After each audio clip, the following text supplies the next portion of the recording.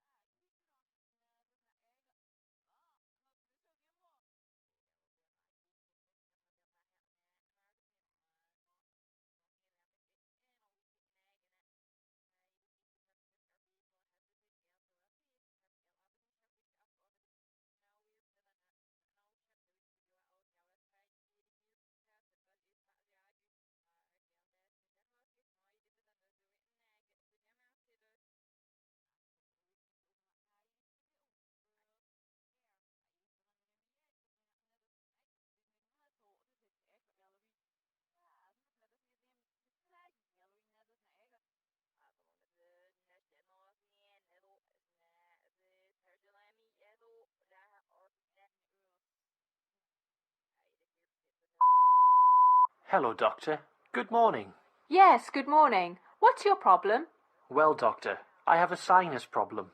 I get postnasal drainage, facial pain, headaches, sore throat and congestion. Since how many days have you been facing this problem? For the past 2 weeks, Doctor. I'm also getting snoring, teeth pain and nasal burning. Is it moderate or severe? It worsens in the evening and morning. What's your age? 47, Doctor. Did you have any illness previously or any surgeries? Yes, surgeries, gallbladder and hernia. Do you drink, smoke? I don't drink, but I smoke 1 pack of cigarettes per day for the past 15 years. Any of your family members have any illness? Yes, I have a family history of allergies and hypertension. What are the medications you are taking? Claritin, Dilantin, and Rhinocort nasal spray. Are you allergic to any medicine? No, Doctor. Well, your auricle's external auditory canals reveal no significant abnormalities bilaterally. TM's intact with no middle ear effusion and are mobile to insufflation. Your intranasal exam reveals moderate congestion and purulent mucus. Your oropharynx examination shows teeth. Alveolar ridges reveal missing molar. Examination of the posterior pharynx show a prominent uvulva and prominent postnasal drainage. The palatine tonsils are 2+ and cryptic. The palpation of anterior neck reveals no tenderness. Examination of the posterior neck shows mild tenderness to palpation of the suboccipital muscles. Facial examination shows there is bilateral maxillary sinus tenderness to palpation. Waters View X-ray reveals bilateral maxillary mucosal thickening. You have acute maxillary sinusitis, 461.0. Snoring, 786.09. Well, I am prescribing you Augmentin, 875 milligrams twice a day, and Mucofen, 800 milligrams twice a day. Follow these medications for 3 weeks and meet me after that. If the conditions don't improve, then I will order a mini sinus CT.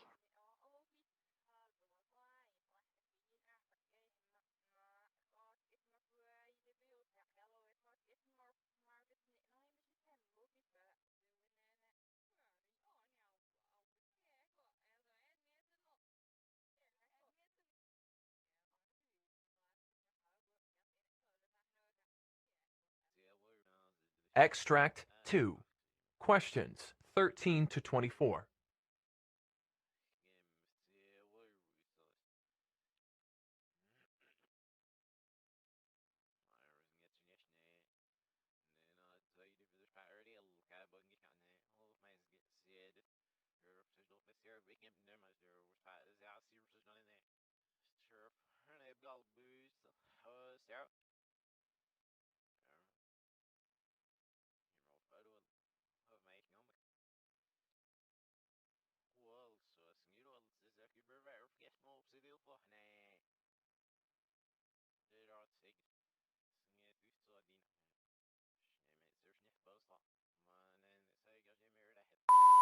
Hello, doctor. Good morning.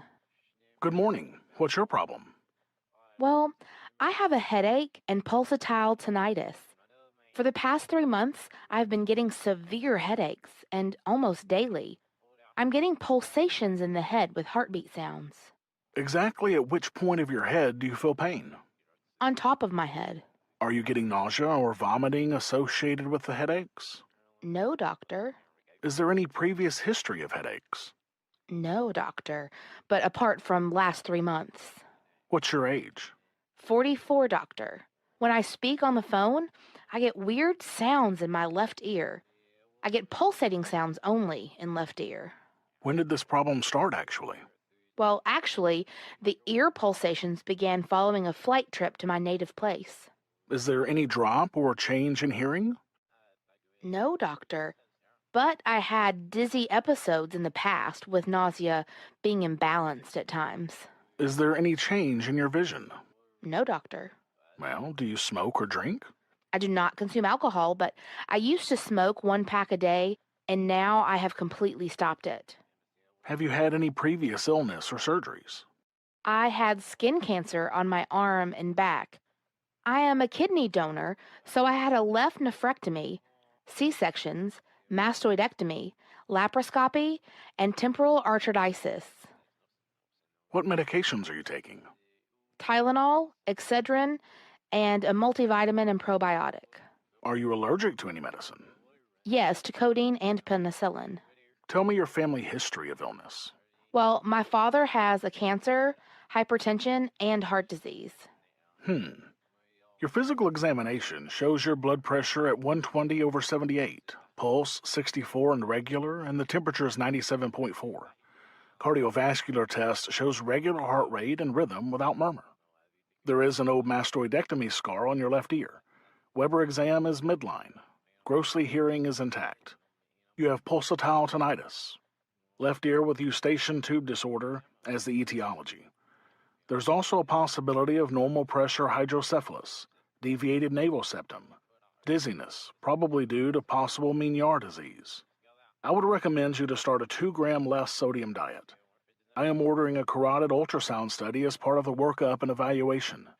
Since your disease is related to eustachian tube, I'm prescribing Nasacort AQ nasal spray, 1 spray each nostril daily. You use the hearing protection devices at all times. I will recheck you in 3 weeks. If the pulsatile tinnitus does not improve, then I would recommend other treatments, including myringotomy or ear tube placement. You have to undergo for an audio and tympanogram prior to the treatment procedure.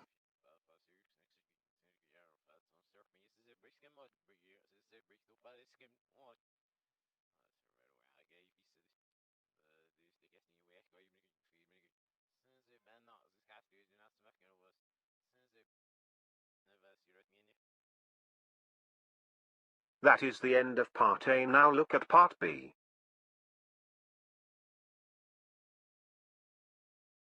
Part B.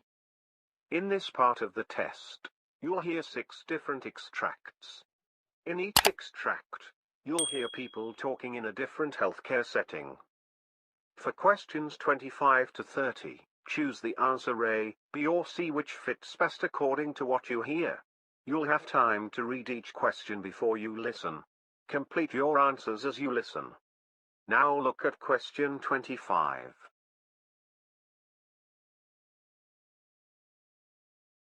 Question 25. You hear a trainee doctor discussing a patient diagnosis with a tutor. Now read the question.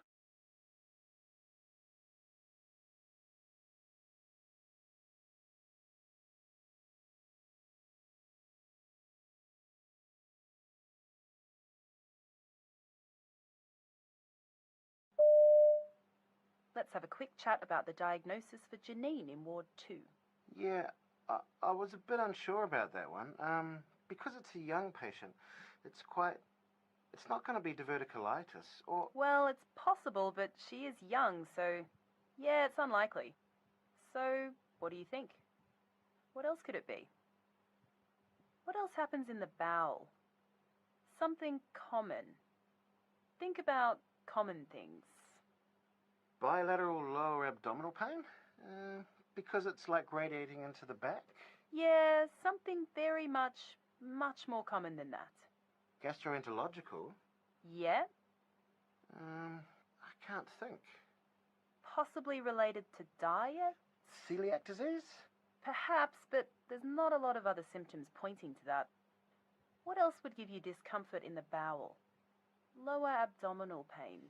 I suppose if they're just constipated. Right, yeah, constipation.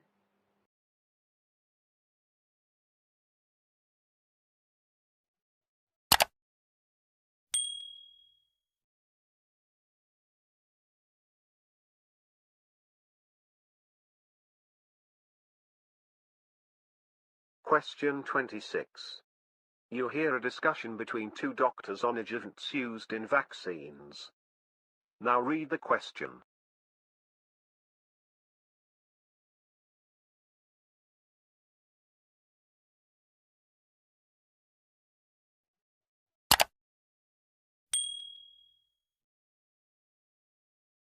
Doctor, what is an adjuvant and why are adjuvants added to vaccines? Well, an adjuvant is used in vaccines to create a stronger immune response in patients.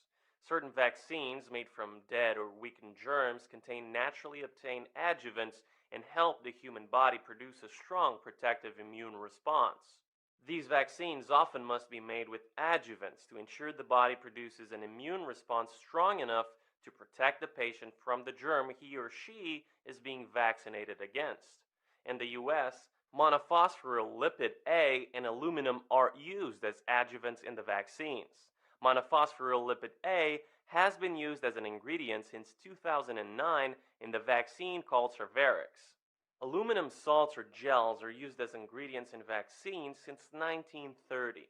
However, most vaccines developed today include just small components of germs, such as their proteins, rather than the entire virus or bacteria.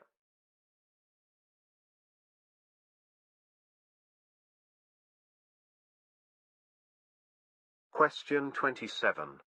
You hear a discussion about possible causes of arthritis. Now read the question.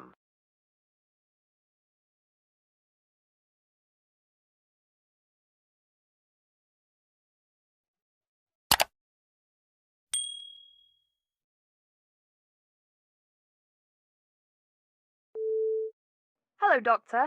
Can you tell me what are the possible causes of arthritis? Osteoarthritis is associated with cartilage damage. Genetic conditions are thought to play a role in osteoarthritis. Age alone is no longer seen as the cause of osteoarthritis. Rheumatoid arthritis is an autoimmune disease that develops as the immune system malfunctions and attacks the body's own tissues. Gout develops when excessive uric acid accumulates in the body and crystals are deposited in the joints. Reactive arthritis causes joints to become inflamed as a result of an infection that triggers the immune system. Usually, this condition resolves.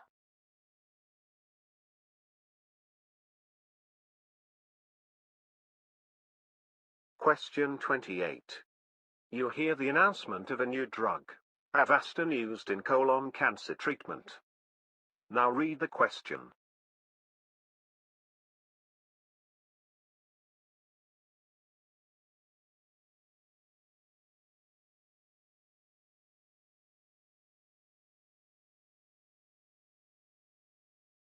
A milestone in cancer treatment. Cut, burn, and poison is the expression that describes the traditional 3 steps involved in the cancer treatment. Specifically, the expression means to cut out the growth of the cancer tumor, burn the carcinogenic cells with radiation, and poison those that remain with chemotherapy drugs. Interestingly, a young doctor from the US proposed another method to treat cancer about 30 years ago. He thought that abandoning the blood supply to cancer tumors could block their growth, but many scientists dismissed this concept for a long period.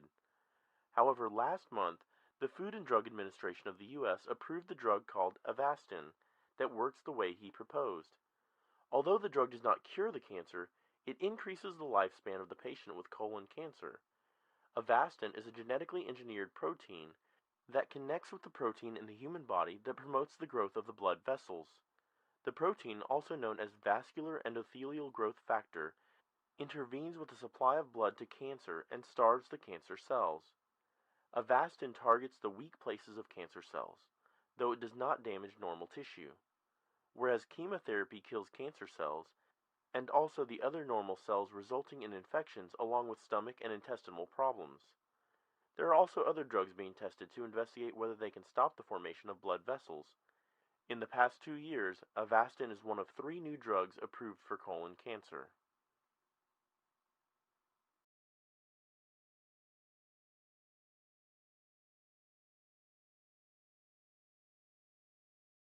Question 29. You hear a trainee nurse asking his senior colleague about the use of anti-embolism socks for a patient. Now read the question.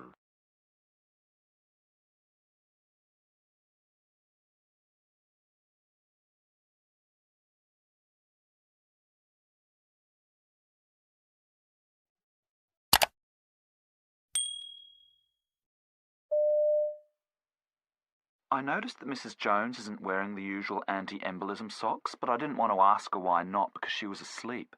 Is it because her legs are swollen? Well, sometimes we don't recommend the socks if there's severe swelling with edema, but that's not the case here. Mrs. Jones was actually given them initially on admission last night, but she told us this morning that her lower legs were feeling numb. She described it as having no feeling.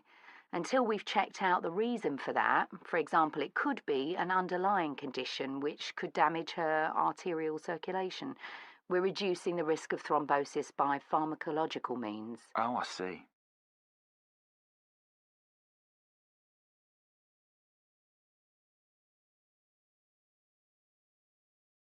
Question 30. You hear a discussion between a doctor and a nurse on different stages of gout. Now read the question.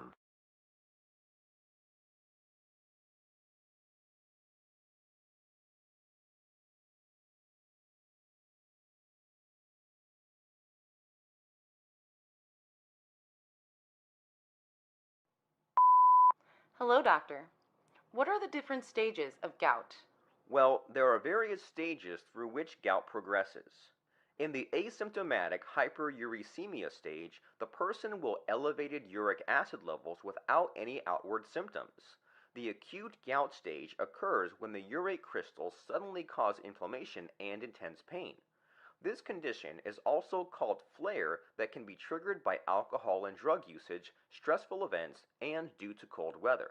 The intercritical gout is the period further urate crystals are being deposited in tissue. The main difference between gout and pseudogout is that the joints are irritated by calcium phosphate crystals instead of urate crystals. Chronic tophaceous gout is the most debilitating stage. Permanent damage might have occurred in the kidneys and joints. The patient can also develop tophi, big lumps of urate crystals in joints of the fingers. Pseudogout is the condition that is confused with gout.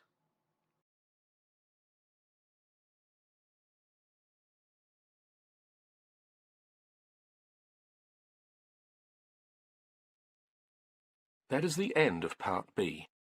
Now look at Part C.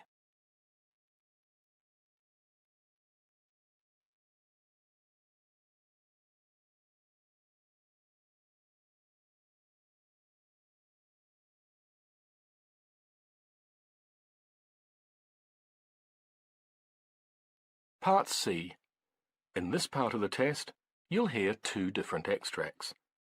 In each extract, you'll hear health professionals talking about aspects of their work. For questions 31 to 42, choose the answer A, B, or C, which fits best according to what you hear. Complete your answers as you listen. Now look at Extract 1. Extract 1. Questions 31 to 36. You now have 90 seconds to read questions 31 to 36.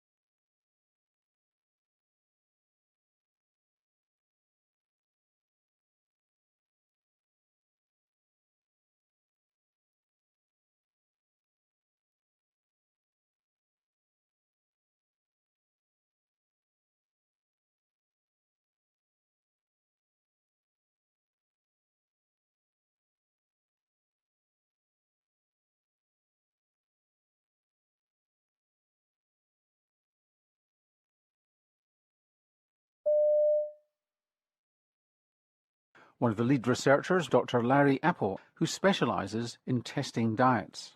Previously, we had done 3 major feeding studies. By feeding studies, I mean studies in which we provide everything that a person eats and drinks for a fairly long period of time. Some of our studies have lasted up to half a year. So our first study was DASH, Dietary Approaches to Stop Hypertension, that identified an overall dietary pattern that was helpful in terms of lowering blood pressure and cardiovascular risk. Then we did a study. Which was a diet low in salt and high in fruit and vegetables. Actually, it tested attributes of diet other than salt. So salt was held constant, but in the diet that was most effective was a diet that was rich in fruits and vegetables, low-fat dairy products, and reduced in saturated fat. Then we did a second study that addressed the issue you brought up, Norman, which was the effects of salt on blood pressure. In that, we did a dose-response study, and the lower the sodium intake, the lower the blood pressure. Then we did a third study where we said, okay, well, those diets, the DASH diet is relatively high in carbohydrate. What if we reduced some of the carbohydrate and replaced it with protein or unsaturated fat, mostly monounsaturated fat that you would get from like olive oil, for example? I'm looking for the optimal diet to lower blood pressure because blood pressure is such a powerful risk factor for heart disease and stroke. The diets that were higher in protein and higher in monounsaturated fat had slightly better reduction than the original DASH diet, but not so much that you would say we should change our guidelines. It basically said, if people reduce their saturated fat, they can replace it with carbohydrate, unsaturated fat, or protein, which is a good message, that gives people flexibility. Then our fourth study is the OmniCarb study. That was a study to look at the effects of glycemic index on cardiovascular risk factors. And so the idea was to say, okay, people have been espousing a low glycemic index diet is helpful. Typically, in terms of heart disease, what you see are signals related to LDL cholesterol, blood pressure. And to our surprise, there really were no major effects of the low glycemic index diets on risk factors for cardiovascular disease. So if you were a participant in our study, you would have been randomized to a sequence of 4 different diets. So one. You were your own control because you went through all 4 diets right. yourself. So you could compare your effects on one diet to your effects on the other diet. So here are the 4 diets. One is high carbohydrate, high glycemic index. That's what we said was our sort of control diet. Then high carbohydrate, low glycemic index. Those are carbohydrates that take a bit more time to get into the bloodstream and you avoid large fluctuations. Then the third diet was low carbohydrate, high glycemic index. And the fourth, and the one that we thought would be the best, would be low carbohydrate, low glycemic index. Okay? So we are really interested in the control versus that one. Now, each of those diets, by the way, were fed for 5 weeks. People consumed all 5 weeks of the diet, and then we measured very rigorously, the risk factors, lipids, blood pressure. We measured insulin resistance as well, and we really did not see any benefit from the diet that was low in glycemic index. And wasn't there a bit of harm from one of the diets? I was agnostic on this one. I wasn't quite sure what the direction of the results would go, but I thought that if anything, there would be a signal of benefit. And actually, there was a bit of a signal of harm. It was one of the diets that had the low glycemic index. LDL cholesterol seemed to go up, which is the form of cholesterol that is considered bad. I think Frank Sachs argues that the categories of food around low glycemic index, it may well be the fiber in them that's the issue, not the... Yeah. See, this is a common issue with studies of diet or food or nutrients, is that nutrients don't occur in isolation. They're what they call confounding. Nutrients travel together. So typically, most foods that are high in glycemic index are low in fiber, and foods that are low in glycemic tend to be higher in fiber, sort of like the white rice versus brown rice or whole grain. So that's where we sort of think this is going, is that you can get the benefits that we attributed to low glycemic by focusing more on other aspects of diet. Moving now to obesity, which you've done a lot of research into. You've tried behavioral change, you've tried feeding diets and so on. How would you sum up the state of the art from your research in terms of what you've found? Doing feeding studies, it's one of my favorite forms of research because you get clean answers. Our participants... It's not the real world. It's not the real world, but it tells you what would happen if you consume this diet. What you get with behavioral intervention studies is, well, can you, in the real world, follow a diet? And so individuals have to deal with all of the things that you and I deal with. So have you found in your research behavioural interventions which look promising? I have done a fair amount of work on helping people who are overweight or obese try to control their weight, and you do get some benefit from various behavioral interventions. Such as? What we typically try to get individuals to do is to, first of all, know where their calories come from, so they actually do what they call food records. So some individuals, it might be sugar-sweetened beverages. Other people, it might be large portion sizes. Other people, it might be frequent eating across the day.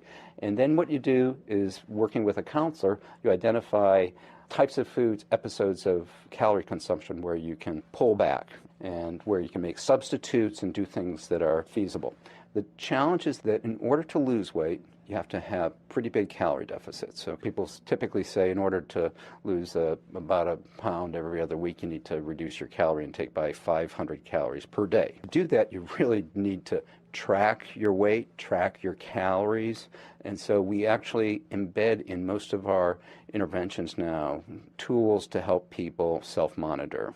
The other thing that we do is we try to have some type of continued intervention, because weight loss interventions are not just something that just sort of you give it and it's over. It really requires some efficient way to sort of continue it with fairly frequent contact, but doing it efficiently. So instead of having a person either meet you or call you, you have some sort of inexpensive approach to sort of keep you engaged over time, which we think is really important. And very quickly, a huge problem in Australia, which is damage to your kidneys, which can affect your health profoundly. Yeah, that's another area of my interest. So I try to look for interventions that are modifiable. And so I've been interested in diet, physical activity. With kidney disease, it's probably a mixture of modifiable as well as genetic. You accumulate this, it's aging, it's it's arterial disease, it's drugs, it's all sorts of things that accumulate kidney damage as you get older and increase your risk of heart attacks and strokes. Aging represents the cumulative burden of exposures or bad things that have happened to us over time. So if we're consuming foods that damage, our arteries or kidneys over time, that'll progress. Now I don't want to dismiss the effects of diet. There have been other investigators who have focused on diets rich in fruits and vegetables, and there might be a benefit in terms of called acid-base balance, where we're providing some what we call bicarbonate, which is a base, that actually helps to preserve kidney function. It's early evidence. I think there's a good signal there. But there's something going on. I can tell you that just in this community around Hopkins, very high prevalence of chronic kidney disease, proteinuria, which is a manifestation of kidney disease. And many of us think that it's something about the environment, and I personally think it's an adverse diet that is actually contributing to it.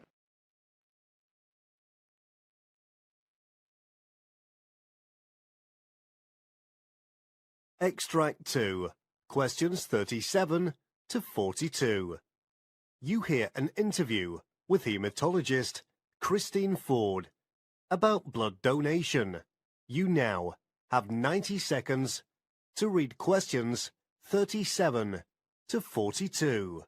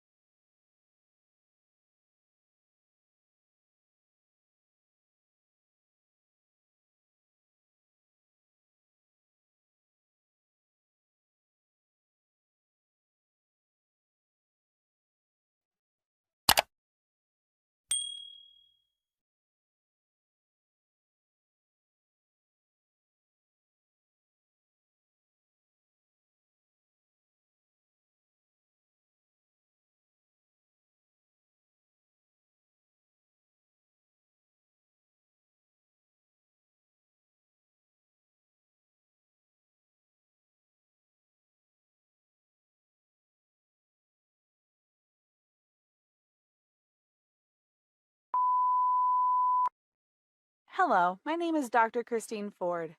I'm a hematologist on a mission to make giving blood more accessible to the masses. Blood donations and transfusions go hand in hand in most cases. Sufferers of certain conditions like thalassemia, sickle cell disease, and hemophilia, for example, require regular transfusions. In fact, the number of people in the world needing a blood transfusion is increasing. In most countries, blood donations are voluntarily made, and the number of charitable blood donors has increased to 112.5 million people over the years. According to the World Health Organization, most of the blood donated by voluntary donors is given to recipients who are 65 years and above. However, in low-income countries, 65% of the blood donated is transfused in children under the age of 5. The donation rates still vary in both the low-income and high-income countries, in that high-income countries account for 32.1 donations, upper-middle-income countries account for 14.9, while lower-middle-income countries account for 7.8. It's likely that this is the reason why, even though theoretically donating blood should be purely voluntary, some states do offer financial incentives to encourage people to donate. Blood is often extracted from an individual who volunteers after screening for certain diseases like HIV/AIDS, Ebola, and hepatitis virus, among others, has been completed. It can either be transfused as a whole, or some parts of it like the plasma, platelets, or white blood cells only. According to the National Health Survey, whilst the majority of people are allowed to donate blood in the U.S., the practice is regulated. One such regulator is the Advisory Committee of Safety of Blood, Tissues, and Organs, who released new rules regarding the treatment of donors in 2017. According to a national health survey in the United Kingdom, the number of daily blood donors needed to provide enough blood for the number of transfusions that occur daily is 6,000 donors per day. Annually, the number of new donors needed by blood donation centers is approximately 200,000 people. To date, the majority of blood donations are made by people over the age of 45, spurring multiple campaigns aimed at encouraging young people to participate. Blood donation does not depend on ethnic characteristics, although significant efforts are made to encourage ethnic minorities to increase their engagement with blood centers due to the significantly lower number of registered donors from diverse populations. So first, let's consider the characteristics of the ideal donor. The person must be fit, healthy, and free of viruses like HIV/AIDS or any type of cancer. Ideally, they would weigh between 7 and 25 stone and would be between 17 and 66 years of age. As an exception, previous donors can be aged up to and over 70 years old if they have given blood within the last 2 years. Assuming the aforementioned criteria is met, there is a preference for male donors over female donors, as their additional average body weight means that they are likely to have suitable iron levels. Furthermore, their platelet count is usually higher, and as such, they are on average able to give blood more frequently, every 12 weeks opposed to every 16 weeks for women. After a suitable donor is found, in order for a blood transfusion to take place, the blood must be screened, and it must be ensured that it is safe to use. The grouping and cross-matching of the donors and recipient's blood are also important prior steps. During the transfusion process, the recipient must be keenly monitored for any reactions to the blood being transfused. In addition, their vital signs like blood pressure, temperature, and pulse rate, among others, should be observed quarter-hourly and documented correctly throughout the whole transfusion process. Part of my mission to demystify the process of becoming a blood donor is speaking to people who have either given blood in the past or have given it serious consideration. Using an anonymous survey, I ask them why they decided to partake in this altruistic and life-saving act. I find that by anonymizing the results, we are able to elicit more candid responses, meaning that the reasons I hear are rather surprising. The majority of people cited reasons such as that the good it does far outweighs the slight discomfort during the procedure, or words to that effect. However, every now and then I'd come across a story about a person who felt that they would have died if it wasn't for their donor and the stranger who made blood available to them. The new lease of life they now have has made them so grateful that they wish to pay the kindness forward to someone else. Regardless of the reasons they gave, it was rather surprising to find that not a single participant cited monetary reward.